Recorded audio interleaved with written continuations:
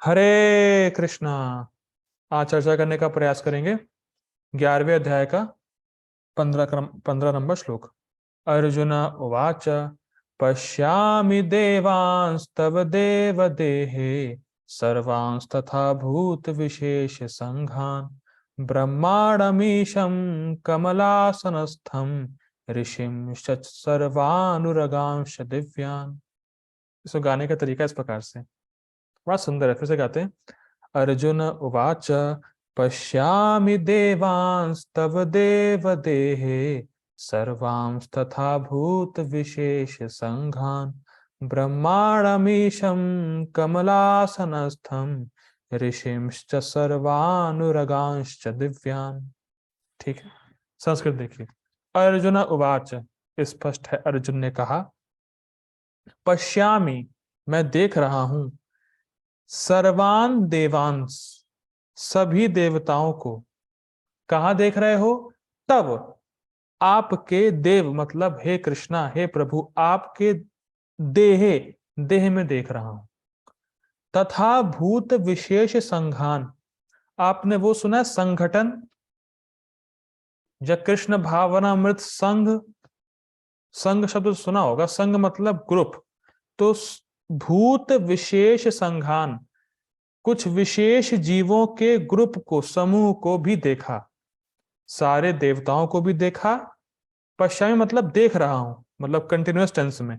पश्यामी अर्जुन भगवान से कह रहा है मैं देख रहा हूं सारे देवताओं को और एक विशेष जीवों के संघ को। और क्या देख रहे हैं? ब्रह्मांडम, ब्रह्मा जी को देख रहा हूं। ईशम, शिव जी को देख रहा हूं। कमलासनस्थम, वो ब्रह्मा जी कमल पे स्थित हैं।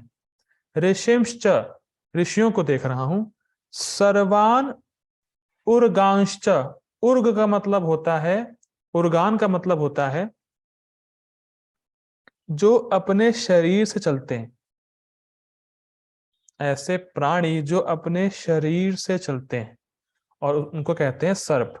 जो सर्प होता है वो अपने पूरे शरीर से चलता है। हम लोग चलते हैं पैर से, लेकिन जो सांप होता है वो अपने पूरे शरीर से चलता है। तो सर्वानुरागांश्च, सभी प्रकार के सर्पों को देखा। और वो सर्प कैसे थे? दिव्यान, दिव्य सर्पों को देखा या देख रहा हूं। ठीक है, अनुवाद देखिए।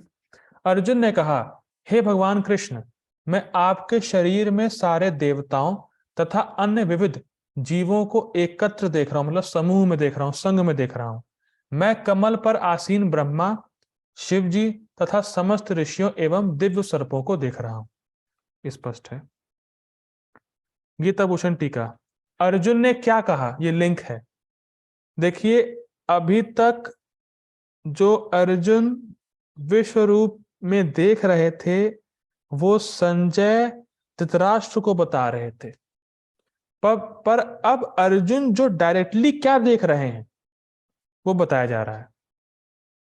अभी तक संजय धृतराष्ट्र को बता रहे थे कि अर्जुन ये सब देख रहे हैं, पर अब अर्जुन ने क्या कहा, देखने के बाद क्या कहा, देख लिया है।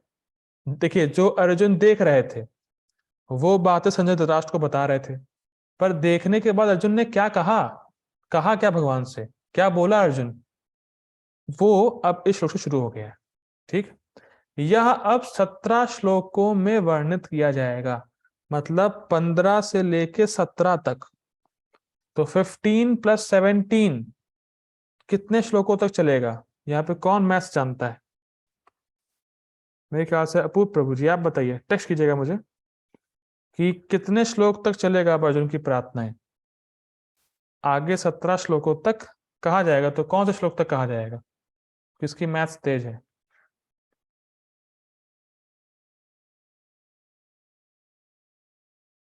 मेरे ख्याल से किसी ने मैथ्स पढ़ी नहीं यहाँ पर। किसी को मैथ्स अच्छी लगती नहीं थी। ठीक है, आगे पढ़ते हैं हम लोग। अब टेक्स्ट आएगा तो मैं देखता हूँ। तो आगे 17 श्लोकों तक ये बात कही जाएगी। आगे पढ़ते हैं। मैं जरायुज आदि जीव समूह को देख रहा हूं, साथ ही चतुर्मुख ब्रह्मा और गर्भोदक्षाई भगवान विष्णु को भी कमल पर स्थित ब्रह्मा जी के अंतर्यामी के रूप में देख रहा हूं। 32। मैं जानता था यही बोलेंगे आप लोग, लेकिन 31।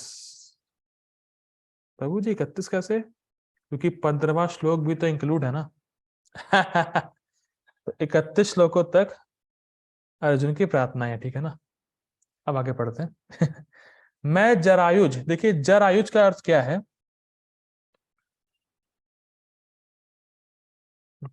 जरायुज का अर्थ देखिए क्या है। जब यहाँ पे लिखा था, श्लोक में आया था कि भूत विशेष संघान, एक विशेष जीवों के समूह को देखा, तो विशेष जीवों के समूह कहने का अर्थ है कि इस जगत में जीवों को 4 प्रकार से शरीर प्राप्त होते हैं। एक हो, समझाते हैं महाराज जी, अंडज, अंडे से उत्पन्न होते हैं फर्स्ट टाइप के। श्वेतजा, जो पसीने से उत्पन्न होते हैं।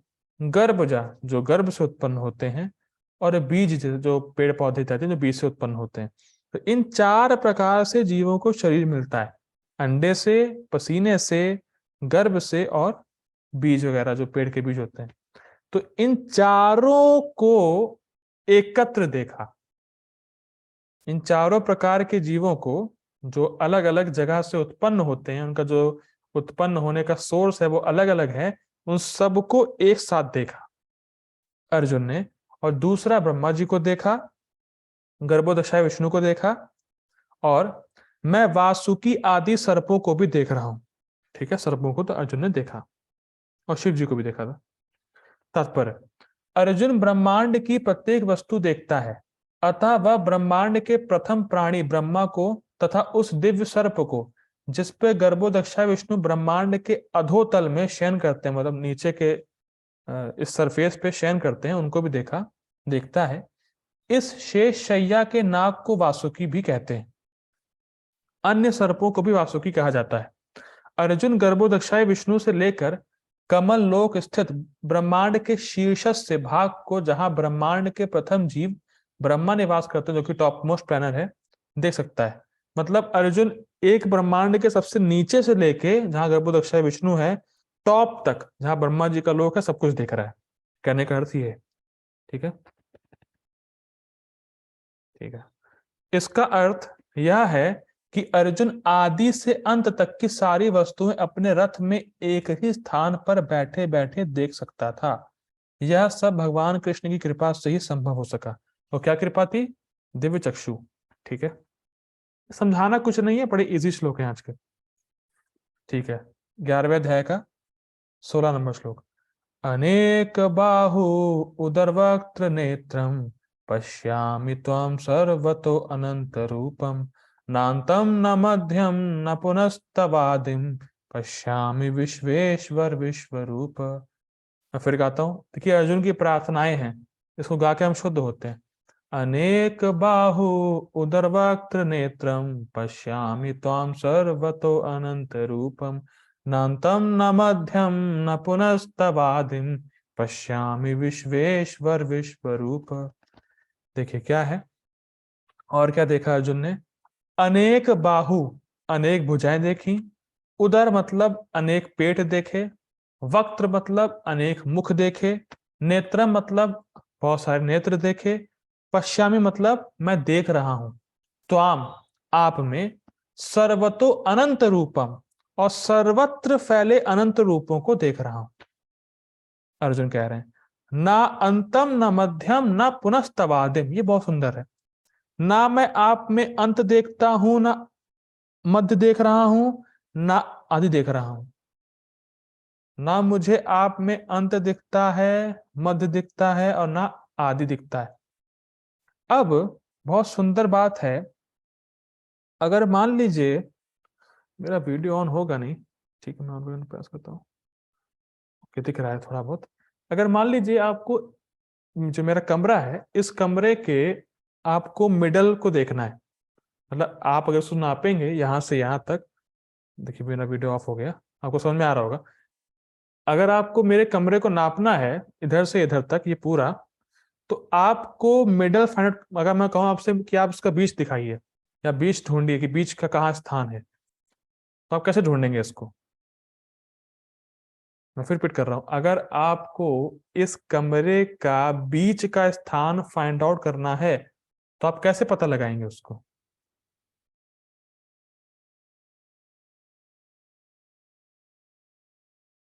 आप लोगों को कुछ समझ में आ रहा है? अच्छा, टेस्ट बाय मेजरिंग। ठीक है, मेजर करेंगे पहले। मेजर कहाँ से कहाँ करेंगे? जहाँ शुरू हुआ है और जहाँ खत्म हुआ है। लेकिन अगर स्टार्टिंग ही पॉइंट ना हो और एंडिंग पॉइंट हो ही ना, तो क्या मिडल पॉइंट निकाल पाएंगे आप?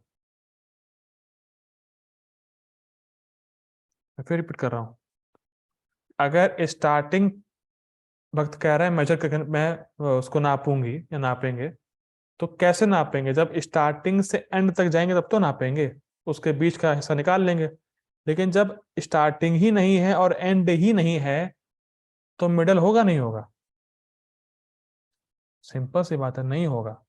तो यही कह रहे हैं अर्जुन, ना अंतम ना आदिम। आपका आदि नहीं है और अंत नहीं है, और जब आदि और अंत है ही नहीं तो मध्य कैसे होगा? ओके, एक सेकंड समझिए इस बात को। जैसे मोबाइल है, इस मोबाइल का मिड पॉइंट कौन सा है? तो आप कहेंगे ये वाला है।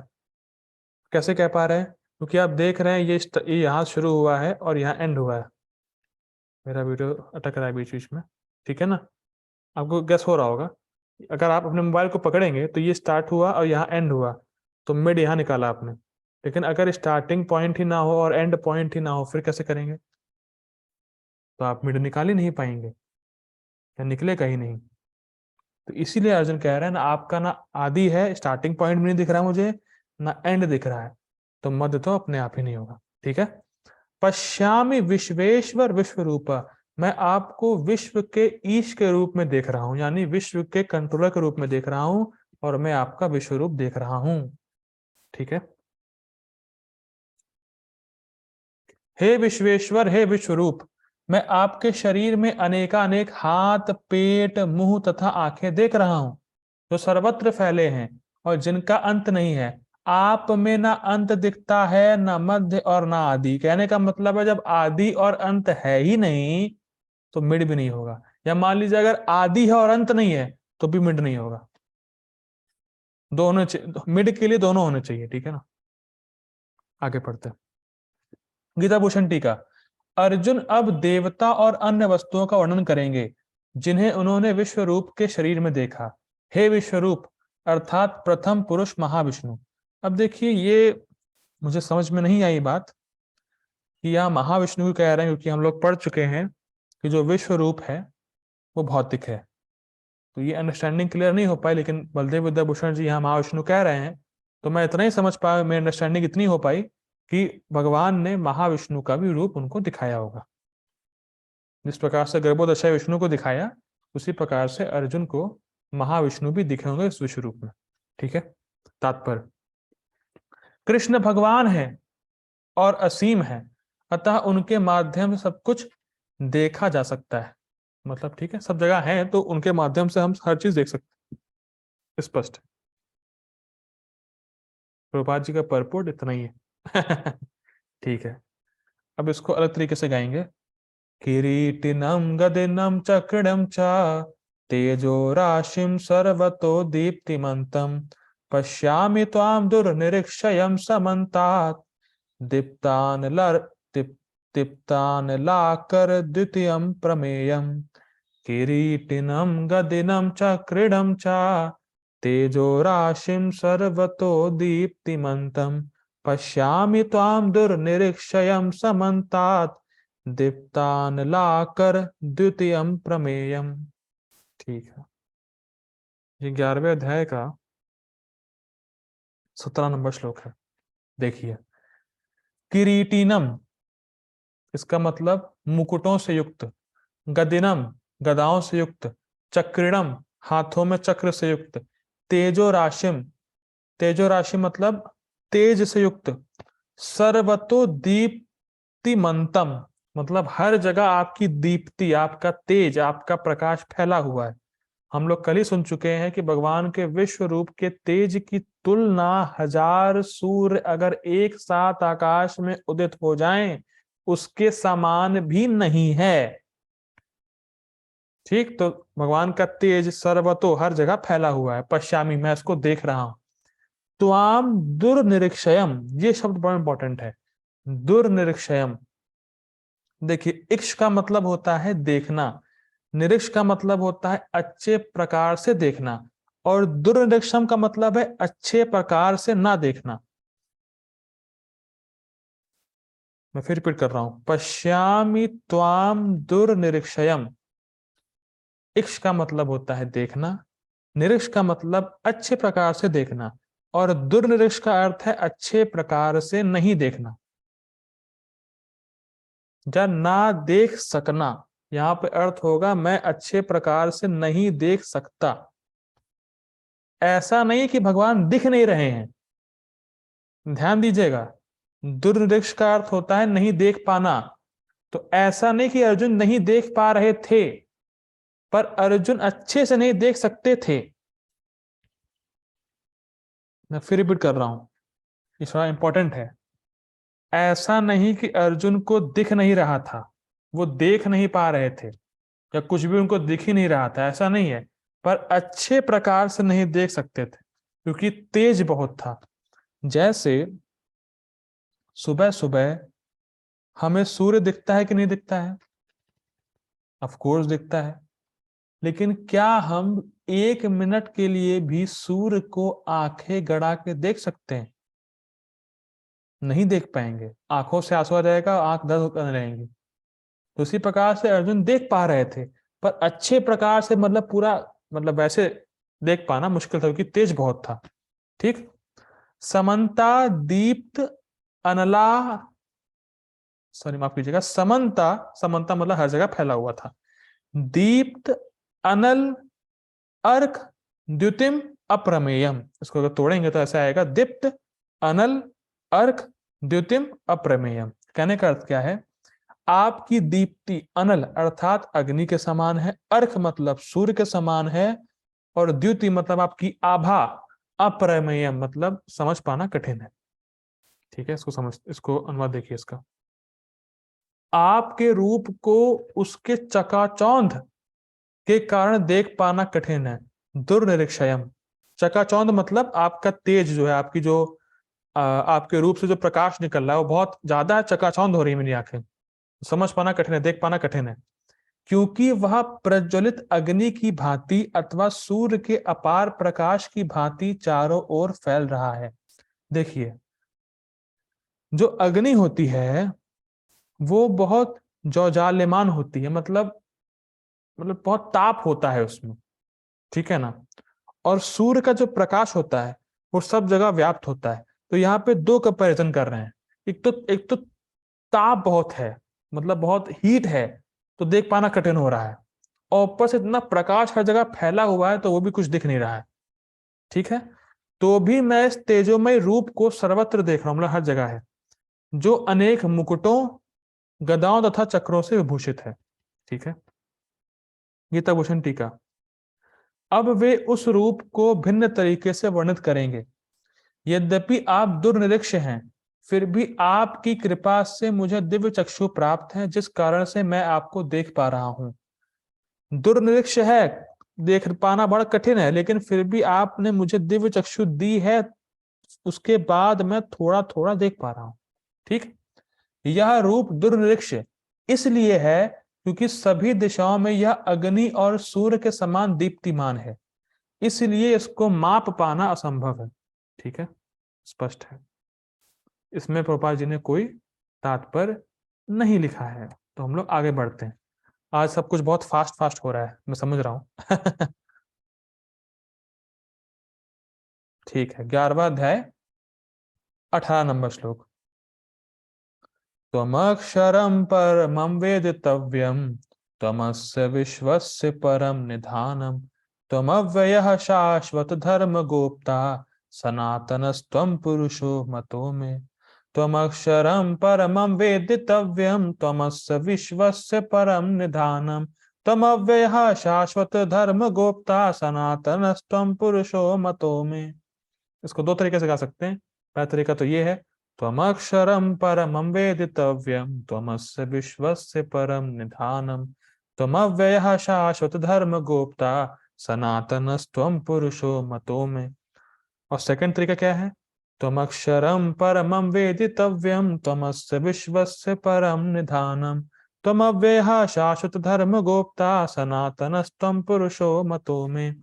संस्कृत देखिए, त्वम अक्षरम, आप ही अक्षर पुरुष हैं।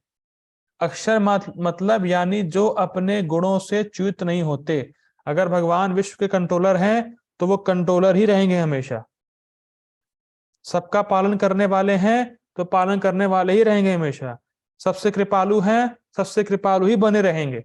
मतलब जो गुणों से च्युत नहीं होते, जो जिनका क्षय नहीं होता, वो अक्षर। ठीक है। त्वम अक्षरम परमम वेदितव्यम, ये बहुत सुंदर है। परमम वेदितव्यम, वेदितव्यम का अर्थ होता है जिनको ही जाना, जिसको ही जाना जाए। वेदितव्यम, वेदी का अर्थ होता है जानना, तव्यम मतलब आपको। तो जो जानने योग्य है, मतलब परम रूप से जिनको जानना ही चाहिए, जिसको जाना जाए। परम रूप से जिसको जाना जाए और परम रूप से जो जानने योग्य है, वो भगवान श्री कृष्ण है। यानी जो भगवान श्री कृष्ण को जान गया है वो सब कुछ जान गया है। ये आगे आएगी बात 13वें अध्याय में।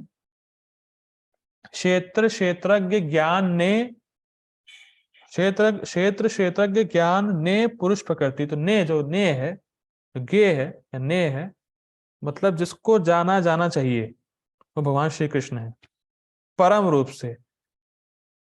गे दो होंगे, ध्यान दीजिएगा, लेकिन यहाँ पे परम रूप से भगवान श्री कृष्ण है। ठीक है। त्वमस्य विश्वस्य परम निधानम, आप ही वो स्थान है जहां पूरा विश्व रहता है। देखिए, हम सब अभी पृथ्वी पर हैं कि नहीं है? भाई हम सब कहाँ बैठे हैं?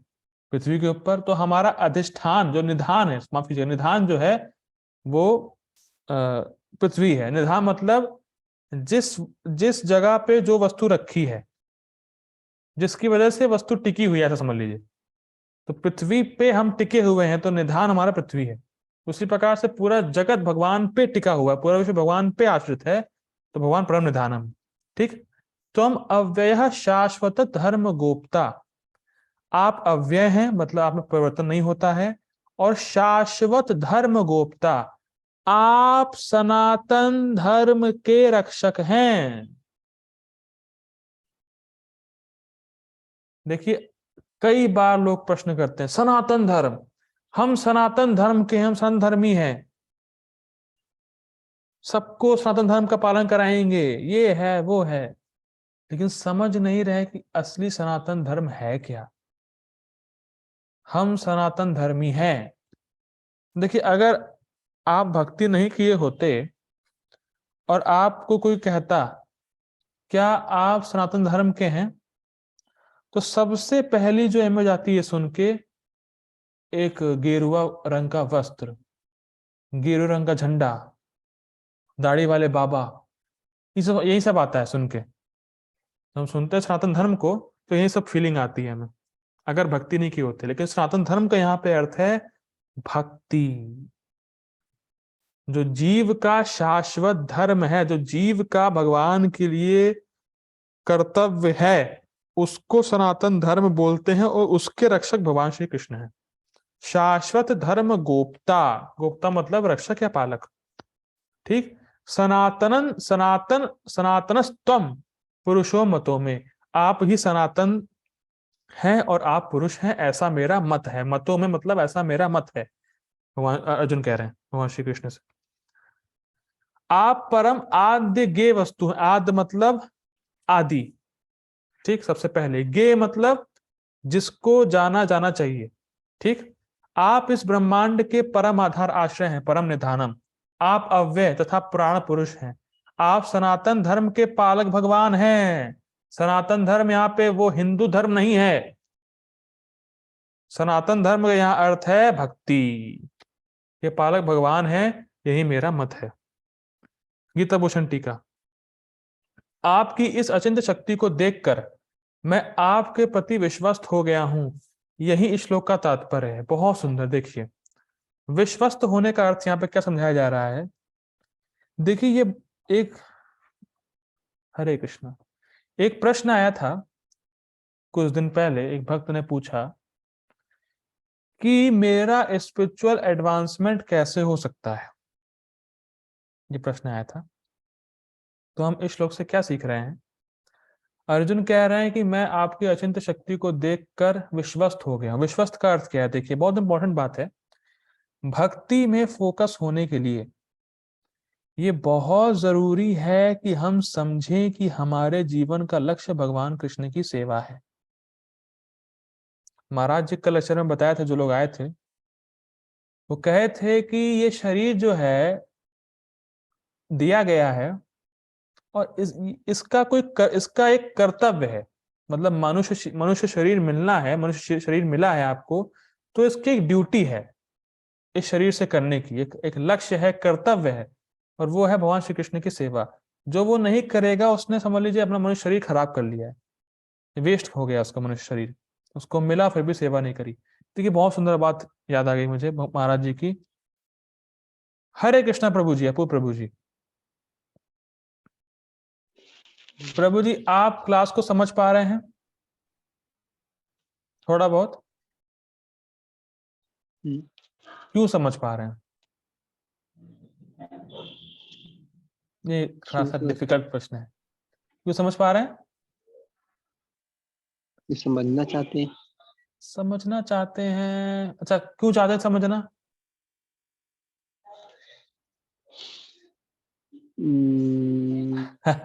टफ है। अच्छा अच्छा, आप क्यों समझ सकते हैं, अगर से पूछा जाए तो? देखिए, बहुत सिंपल है। देखिए, मैं बताता हूँ। देखिए, आपके पास विकसित चेतना, ये मानते हैं आप? ठीक। अगर इस क्लास में कोई बंदर आ जाएगा तो क्या वो क्लास समझ पाएगा? अच्छा, सुन पाएगा? नहीं।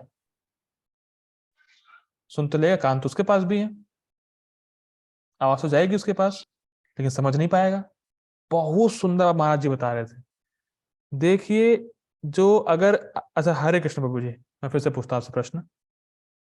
हरे कृष्ण प्रभु जी, आप सुन रहे हैं? ओके, ये 20, ठीक है, मैं ऐसे सबसे पूछता हूँ। देखिए, ओके, हरे कृष्ण प्रभु जी, आप आ गए, ठीक है। अच्छा प्रभु जी, अगर मैं आपको कोई बहुत मूल्यवान वस्तु गिफ्ट में दूं तो क्या आप स्वीकार करेंगे कि मैं आपसे बहुत प्रेम करता हूं?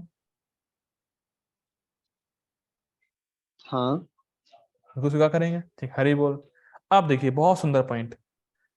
भगवान श्री कृष्ण ने हमें मूल्यवान वस्तु दी है गिफ्ट में, तो क्या है? मनुष्य शरीर, क्योंकि सबसे विकसित चेतना उसी में रहती है। अब क्या भगवान ने भक्तों का संग दिया? बिल्कुल दिया। क्या भगवान भक्ति करने का अवसर दे रहे हैं, अपने नाम जप करने का अवसर दे रहे हैं? बिल्कुल दे रहे हैं। तो अब सोचिए, भगवान श्री कृष्ण आपसे कितना प्रेम करते हो। मनुष्य शरीर दिया, ऊपर से भक्तों का संग दिया, गीता समझने का मौका दिया, भक्ति कर पा रहे हैं। कितना प्रेम करते हैं आपसे, कितनी मूल्यवान वस्तु गिफ्ट में दिया, कितना प्रेम करते हैं। अब समझिए, जिस जो आपसे प्रेम करता है उसकी आप एक बात भी नहीं मान सकते क्या? अब बताइए भाई, जिसने आपको इतनी मूल्यवान वस्तु दी है उसकी आप एक बात भी नहीं मानेंगे, जो आपसे इतना प्रेम करता है।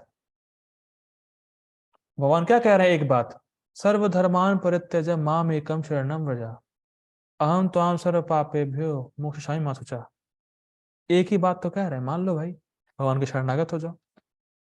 तो हमें समझना चाहिए भक्ति में फोकस होने के लिए बहुत जरूरी है कि हमारे जीवन का एकमात्र लक्ष्य है भगवान श्री कृष्ण की सेवा करना। और ये भी ध्यान देना चाहिए मैं हमेशा अकेला ही हूं। ये क्या मतलब हुआ? हमारे जो सुख दुख हैं, जैसे मान लीजिए हरे कृष्णा प्रभु जी, जिनको ही पकड़ रहे हैं प्रभु जी, आपके सिर में मान लीजिए दर्द होगा, तो उसका अनुभव जरूर आपके पापा करेंगे? नहीं। आपको अकेले करना पड़ेगा ना। अच्छा, हम्म, उस दर्द को आप हम्म, शेयर कर सकते होंगे, शायद जो अनुभव आपको हो रहा होगा दर्द का, वो आप जैसे किसी को दे भी सकते होंगे। क्या? जो आपको दर्द का अनुभव हो रहा होगा वो आप शायद किसी को दे भी सकते हैं, शायद हम्म, दे सकते हैं आप, जो दर्द का अनुभव आप कर रहे होंगे। नहीं। नहीं दे सकते। हरे कृष्ण, थैंक यू प्रभु जी। हम्म, देखिए बहुत सुंदर बात, हमें अपने सुख दुख का अनुभव अकेले ही करना है, कोई कुछ नहीं कर सकता। हमें अपने कर्मों का फल खुद ही भोगना है। ये बात महाराज जी बताएंगे आगे लेक्चर्स में जो हम लोग सुन रहे हैं। हमारे साथी हमें बचा नहीं सकते हमारे कर्म के फलों से, जो हमें मिलेंगे, जो सुख दुख हमें मिलेगा, वो हमारे जो साथी हैं हमें नहीं बचा सकते, और मृत्यु से तो बिल्कुल बचा नहीं सकते। तो हम अकेले ही हैं, और अकेले ही भगवान के पास जाना चाहिए। मतलब सब भक्ति करेगा सबको लेके ही जाएगा फिलहाल, तो भक्ति करता सब परिवार का उद्धार होता है उसका, लेकिन भक्ति करना में बहुत फोकस होना चाहिए कि भक्ति ही हमारे जीवन का लक्ष्य है। भगवान श्री कृष्ण ने हमें इतनी मूल्यवान चीज दी है, मनुष्य शरीर दिया है, कितना प्रेम करते हैं भगवान हमसे, तो प्रेम के बदले हमें भगवान को कुछ देना चाहिए, और देना क्या है? अपने आप को। ठीक है, ये बात फिलहाल यहाँ की बात आ रही थी यहाँ पे। ठीक है, आगे बढ़ते हैं। ठीक है, आप ही वेद्य हैं, विदित्वम, यह वेदों के इन वचनों से पुष्ट होता है। यथा अथ पराया तद अक्षरम अधिगम्यते यत् तद अदृश्यम उच्चतर ज्ञान, यत् तद अदृश्यम, उच्चतर ज्ञान वह है जिसके द्वारा उस अदृश्य अक्षर ब्रह्म का बोध हो सके। देखिए यहाँ पे एक शब्द आया था श्लोक में, क्या श्लोक आया था? त्वम अक्षरम, अक्षर शब्द आया था। तो उसी अक्षर शब्द को बलदेव विद्याभूषण कोट कर रहे हैं मुंडक उपनिषद से, कि जो अक्षर है ना, वो अक्षर भगवान श्री कृष्ण ही है और कोई नहीं है। ठीक है, तो कोटेशन दे रहे हैं यहाँ पे कि वो अक्षर भगवान श्री कृष्ण के लिए ही बोला जा रहा है। ठीक, ओके, मैं ऐसा करता हूँ, अब मैं मीटिंग एंड कर रहा हूँ। सो प्लीज ज्वाइन अगेन, हम लोग एक श्लोक और लेंगे। Hare Krishna, please join again, Hari बोल।